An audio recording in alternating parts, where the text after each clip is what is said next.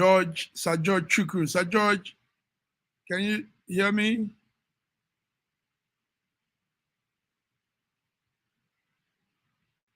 Sir George.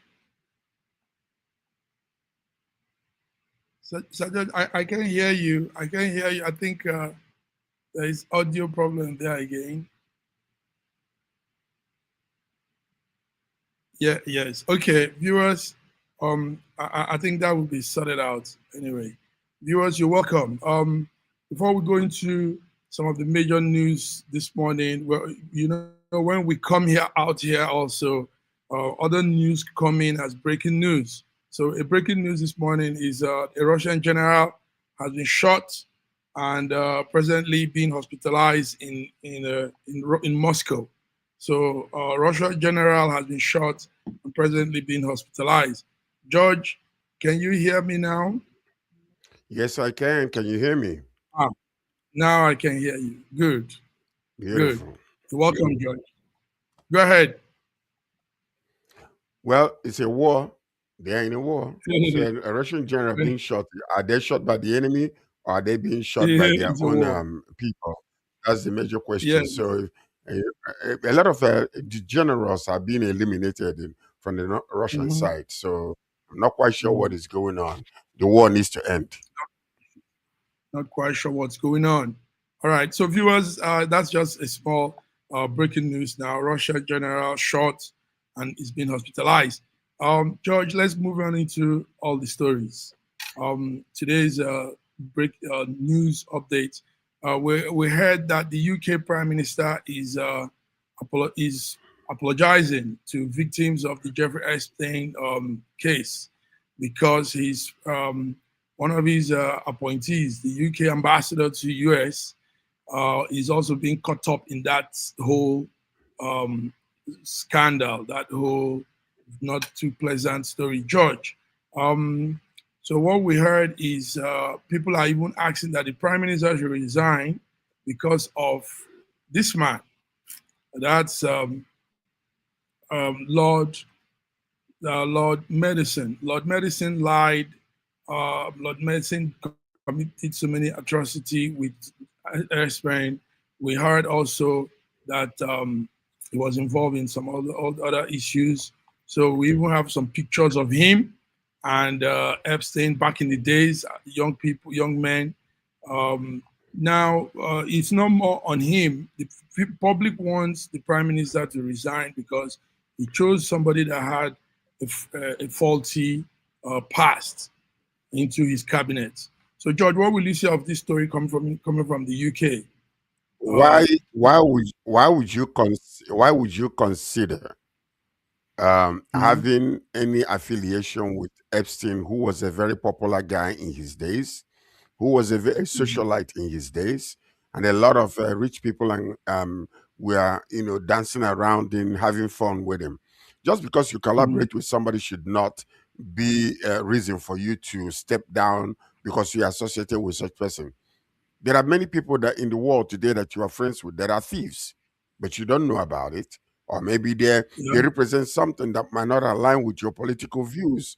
But that doesn't mean mhm, that every time because you're associated with Epstein, all of a sudden you're guilty of committing any type of crime. So I think the world is going a little too far with this Epstein situation.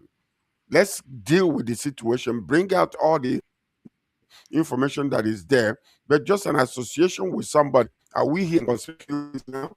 Not only by association, by assimilation. I think we have gone too far with this news about FC and trying to, destroy people's career but George, you will because also say that the English of proverb, "Show me your uh, friend, and I'll tell you who you are." simple George, can you hear not me? the news what I Your say line is has been what's happened. your line is breaking now. Let's not destroy Um, people's careers and people's yes. association or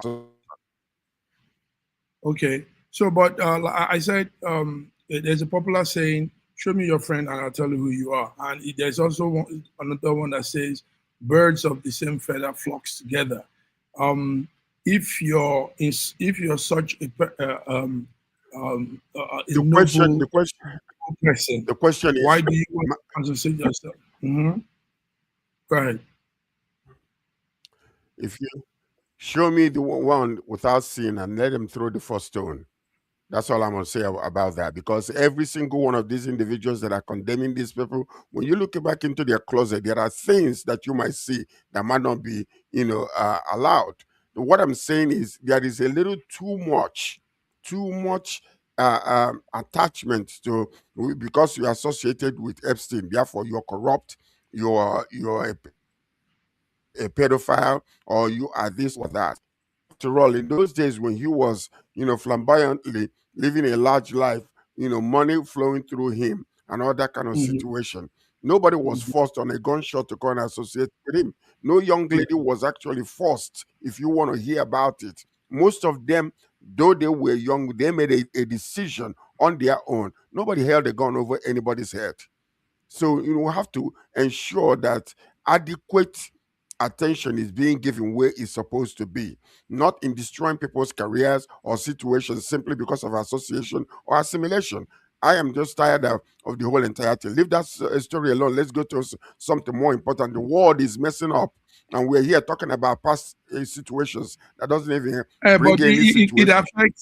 it affects the world too. In UK, there is a heavy shake-up. If you don't know, George, even the conservative leader Kemi Badnoch says the position of the prime minister is also to be questioned for his confidence to vote for that man. So it's part of the world occurrence. We can't play it down because it's shaking the UK.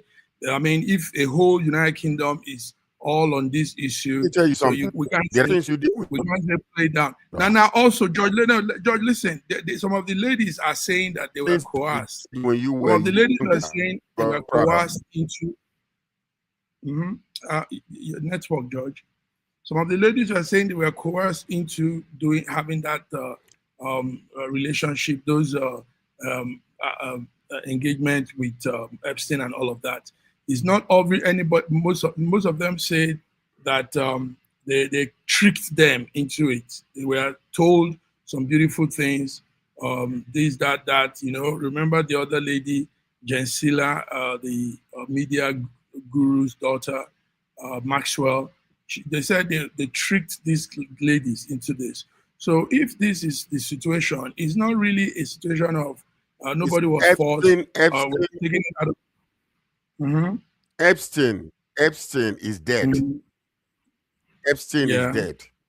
So there is that's no true. way you can bring him out to come and say, "Oh, this person is involved with me like this, or that person is involved with me like this." They could be just good friends, hanging out on a social environment, But George, having good times, have you seen not corrupted. pictures?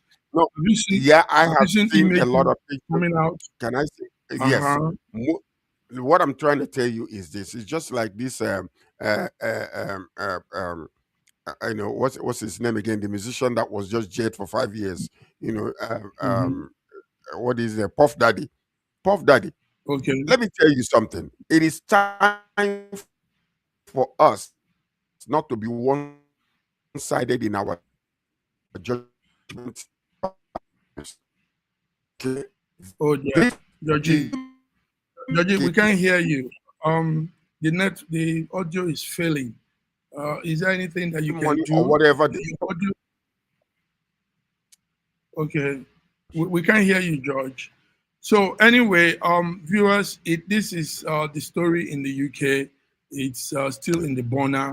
The Liberal Democrats are calling for a vote of no confidence to, um, um, um, the Liberals are calling for a confidence vote to help the MP, while the other people are calling for a vote of no confidence that the MP, Prime Minister Keir Starmer, should be taken off because he lied during the appointment of Lord Epstein, Lord Middleton, in the case of Epstein and his relationship.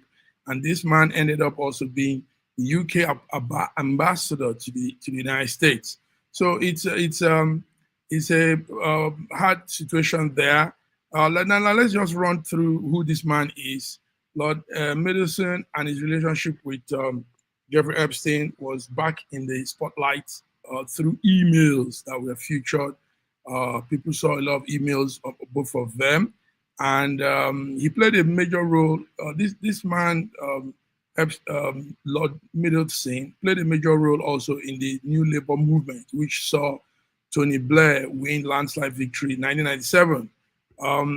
He's been there since a long time now, but an inquiry of so many things have smeared him into all of this situation. People now wonder why he will be in governance at all in the UK. Can you hear me? Can you hear me? Yes. Can you hear me? Yes. Yeah. Now I can hear you. Go ahead. We're wasting our time discussing this issue. Until you are able to bring Trump down on this issue, I think everybody should be left alone. If you ask me, it's a waste of our time to discuss this issue. Epstein is dead. Whatever the reason why, how he died, we don't know. Whether he was killed because of his association with these powers that be. So what I'm saying is this particular situation of trying to destroy people's careers, people's lives simply because association and assimilation, should stop. There is also a level of complicity with anybody who goes over there, whether a friend brought you to Epstein or you were introduced. You can say no. Not everybody was there. Not everybody that went there was, aligned with what they were doing. So whether they're claiming that they were forced or coerced or whatever the case might be, you can make a decision on your own not to be involved in a situation. So you're talking about best of the same feather flock together. What about the young ladies that are out there having fun, enjoying these riches from this man, and they're doing all kinds of things at that time? Maybe tomorrow they regret what they did and they want to blame everybody else for their own, we need something. Now your network has gone off again. Okay, George, those words are very clear. Initially, I heard it well. Because okay, George is not coming well again. But I heard the initial things you said. That it has to be a two-side story, and Epstein is not there to continue to say he's part of it. Anyway, let's come to more story, George. I don't know if your network could be fixed, but there's that fluctuation. But let's talk about our First Lady Tinubu meeting up with Trump. George, I hope the network is back. You can hear me well. Can you hear me? Can you hear me, George? I can hear you clearly. Okay. I can hear you clearly. Okay, yeah. So we come to the story of Remi, First Lady of Nigeria, meeting with Trump. Let's see this clip before we continue. Let's see a clip on it where the president called out the name. Back the word Christmas, they didn't want to use it, and we're using it again. But I specifically told Pete, I said, hit him on Christmas Day. Not earlier and not later, right, Pete? And man, did he hit him. So then we hit him again recently. We hit him again pretty hard. But we're honored to be joined today by the First Lady of Nigeria, who also happens to serve as a Christian pastor at the largest church in Nigeria, a very respected woman. First Lady, please, where are you? Thank you very much. It's a great honor. Thank you very much. Very respected person, too. Thank you. I'm also working tirelessly to end dangerous conflicts and help move past ancient hatreds. In October, I ended the war in Gaza, saving hundreds of thousands of lives. It's amazing. We have peace in the Middle East, by the way. First time in 3,000 years. We have peace. There are little embers, but it's nothing much. We got back the last hostage, dead hostage. We got back all the hostages now, all of them. We got the 20, but we got many. We got hundreds back before that. But we got back the last hostage, dead hostage, and Hamas helped us get it back. It was a big statement. George, let's talk about Remi Tinubu meeting, going to that event. That's a breakfast event in White House. It's something they do annually, 74 annual national prayer breakfast on the Capitol Hill. And Nigerian First Lady was there. Even though we didn't see her, the camera didn't pick her, she didn't come on stage while the man was calling her name, but it's obvious she was there. Tell us, George, what do you think about this event? What do you think about the First Lady also being there? Well, it's commendable. You know, she's a Christian, she's a pastor, and she's the wife of our president. And it is highly commendable that she attended such. Her presence means a lot to us because she represents everything that we want in a woman. You know, she's was so real, you know, a very good mother and the mother of the nation. It kind of polishes our image from negative things that happen in the country. Yeah. George, we can't hear you very well. But anyway, the viewers, Nigerian First Lady Oluremi Tinubu met with the United States President Donald Trump at the 74th annual National Prayer Breakfast on Capitol Hill on Thursday evening. Like you heard, he described her as a very respected woman who served as a pastor of a church in Nigeria. We all know the Redeemed Church, Christian Church in Nigeria. So, this is what has happened. But we are looking at it also from a different angle. Was she sent to speak on behalf of the husband? Was she also there to consolidate and also look into ways of this security issue we have with the Boko Haram and all of those situations? So, George, what do you think? Do you think she's also there to look into ways, beg the United States government not to strike anymore until probably all the engagement we're having with them is solidified? What could be her reason of going on this special? Her reason of being there is she is a Christian pastor. Okay.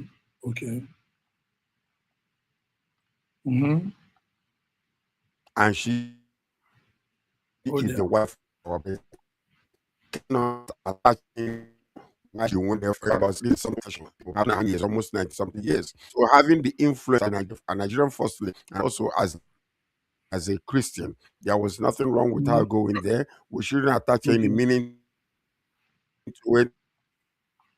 She went there, a group joined with the Christian global figures and international figures in America. I don't think there's any other reason to be attached to it.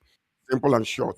That would be speculation, unless we hear from her that the husband sent her to become, to go and beg Trump not to attack again. After all, shouldn't Tinubu be wanting the insurgency to stop?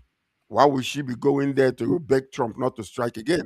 Should we not be fighting over this insurgency and all these terrorists, Islamic terrorists that is destroying lives? Why would he even suggest that she will be there to beg Trump not to strike again? We need to strike and strike and strike until a complete elimination.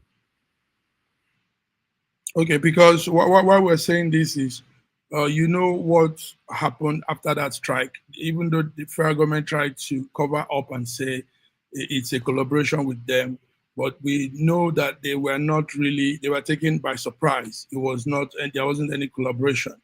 And there are plans to do more. But what we heard about her visit is timely. She's there also, not only because it's a Christian program, but it's an opportunity for her to help put things into perspective very well. This is what. Remember, I SSM SSM shared the news. No, listen, SSM got the news directly from United States yesterday. We were the only network that brought the news to Nigerians. As when we went with the news, nobody had that news. Nobody. So also I got the direct contact with one person that was in the event, and they said she's there. Yeah. Go ahead, Georgie. Georgie, your network. What is happening, George? George, maybe you need to relaunch again so that we can hear you. We can hear you. I don't know. We can hear you, George. Anyway, viewers, that's it. First Lady Oluremi Tinubu meets with United States President Donald Trump at the 74th Annual National Prayer Breakfast on Capitol Hill yesterday, Thursday.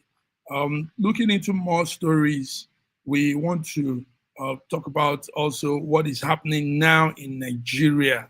Even though today is, we call it Global Affairs Update Day, Friday, but let's also look into situations of things back home. There is ongoing protest right about now in Abuja and some parts of Nigeria because the electoral reform plan we were looking up to turned out to be something that doesn't really, that is not all going well with Nigerians. A lot of Nigerians are saying, why will the Senate bring in electoral law that doesn't make real-time results to be published, real-time results. So this is the situation here now. Viewers, if you're on with us, you're free to add your voice. You're free to also make your comments because this pertains to all of us. This concerns every Nigerian voter. This is your issue. So as of this morning, also a party called ADC is also staging protests. They have slammed the Senate over the rejection of electoral results transmission. They say the Senate says they won't be transmitting the result live. So this doesn't speak well. The proposed electoral act contradicts a lot of public opinion. The Senate said they only endorse a transfer of results, not electronically, but manually, and that doesn't even come in real time. So these are the issues on ground. ADC party has condemned all of those plans, those reforms. They are warning for more. They are warning that they should look into this thing proper. So electoral credibility is an issue. It's an issue in Nigeria. So the party is reacting. Nigerians are reacting. A lot of people are reacting. And we say no to electoral reform that doesn't go well with the voters. No to that. So this is the issue on ground. If you're watching, like I said, you can be with us through your text. You can be with us through your mail and give your own opinion on this whole thing. Yes. So also moving on, same story coming from the electoral plan thing and coming also from the election in 2027. Take note that we're having the Nigerian general election 2027 very soon next year. So, but this is the year we arrange that whole plan for the election. This is the year you can do all you can do. So we also heard this morning that INEC has registered 2 new parties added to the other ones. Formerly, we had about 19 political parties. Now we have 21 of them, 21 political parties because 2 new parties were registered this morning. So the chairman of INEC says that the commission is looking at meeting with all the political parties very soon at the headquarters. The new parties registered are Democratic Leadership Alliance, DLA, and the Nigerian Democratic Congress, NDC. So before we had the Accord Party, we have the Action Alliance Party, we have the African Action Congress Party, we have African Democratic Congress, ADC, we have Action Democratic Party, we have All Progressive Congress, APC, we have All Progressive Grand Alliance too, that's APGA, APGA. We have the Allied People's Movement, APN, we have the Action People's Party, APP, we have the Boot Party, BP, we have the Labour Party, LP, we have the National Rescue Movement, NRM, we have New Nigerian People's Party, NNP, P, and we have the People's Democratic Party, PDP.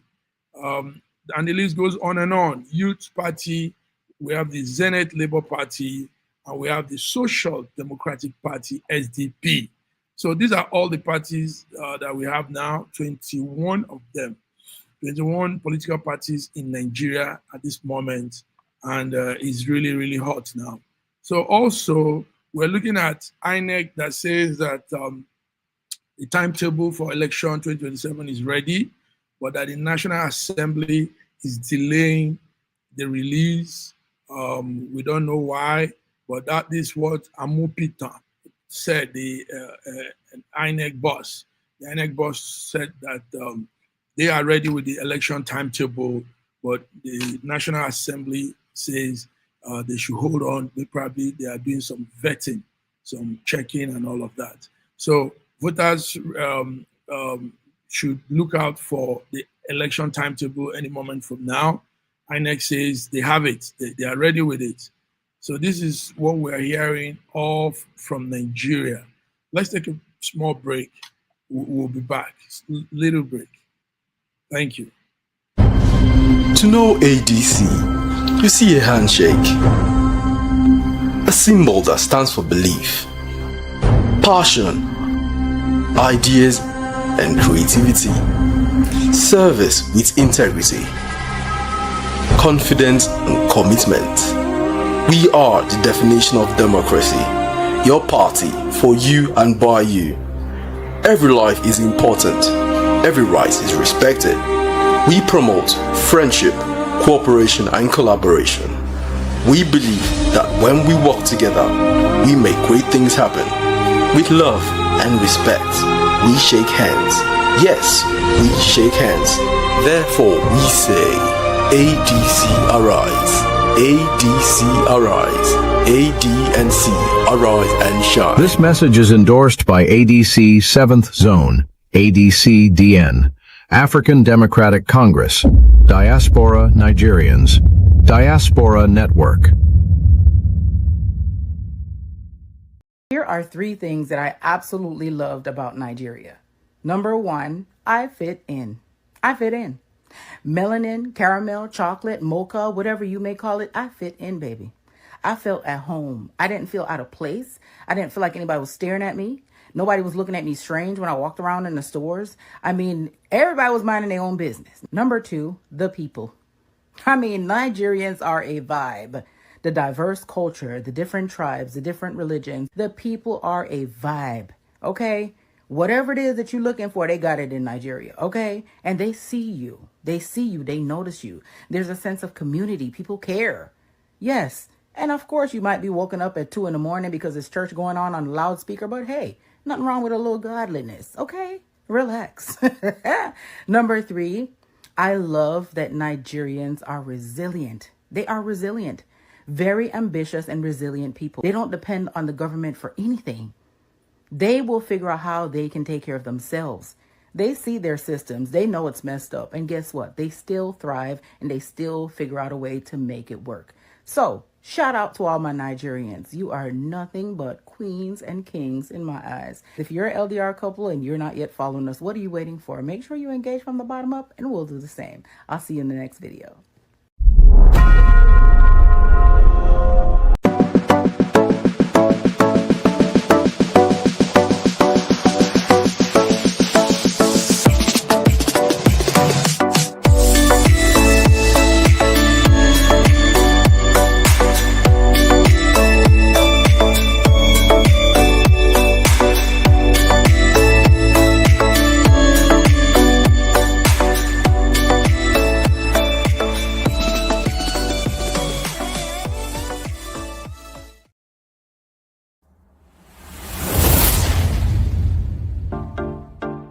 Schengen story, buy your copy.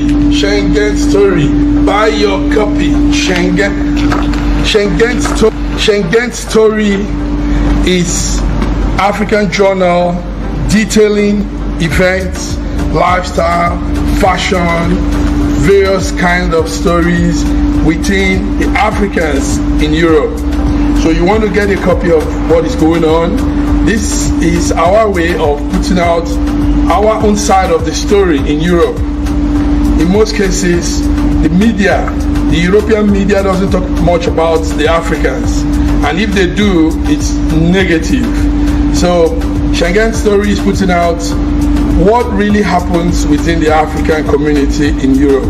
Schengen Story is giving out that story, detailing events, lifestyle, giving out all good, great informations of Africans in Europe. So get your own copy, Schengen Story.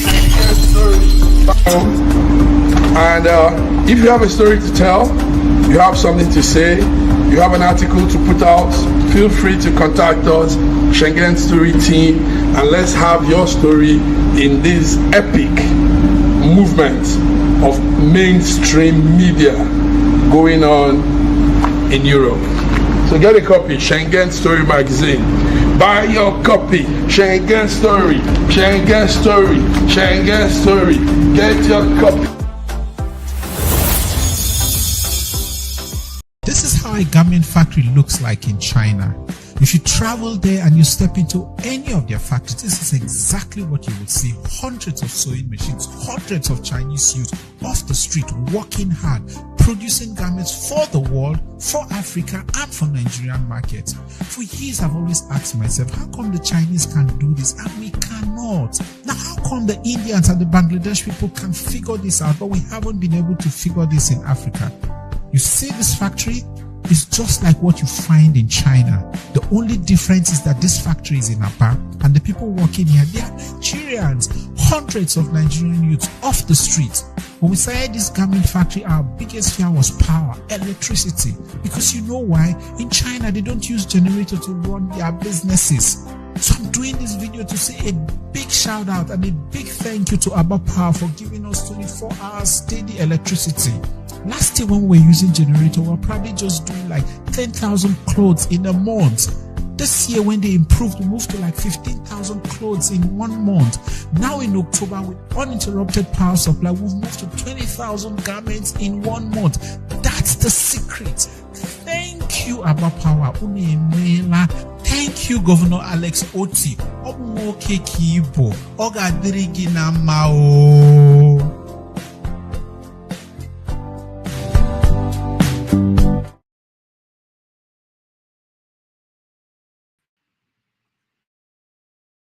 We're back. I'm back here. Somehow I'm all alone in the studio, but it's all fun. So today is the international update, but I'm using this opportunity to do something very special, something very crucial, and that is as a Nigerian, a concerned Nigerian in the diaspora. I want to also add to what the ongoing protest now in Nigeria.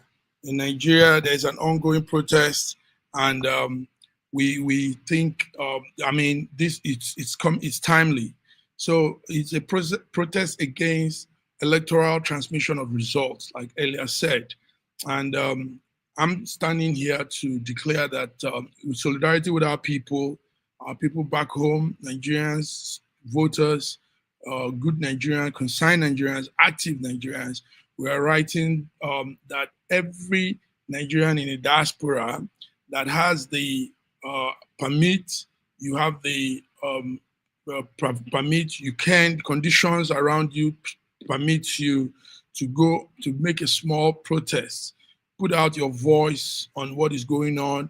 The National Assembly has voted on electoral transmission of results, and they have said that it won't be a real-time transmission of results. So we are calling that every Nigerian should be in this talk.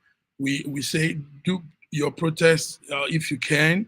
The reason for this is that why this is not acceptable, why we're not taking that amendment into the electoral transmission of results. the way they've said it, is because the proposed development will destroy the last remaining strand of our democracy.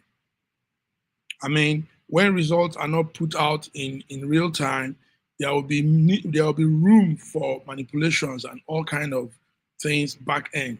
Also, economically, voters will be impacted. I mean, you can't make your vote and take your time, drive to a polling booth, do all of these endeavors to want to cast your vote, and you end up getting there only to find out that your vote probably will be deleted, it will not be announced, or some other numbers will be added to your vote count.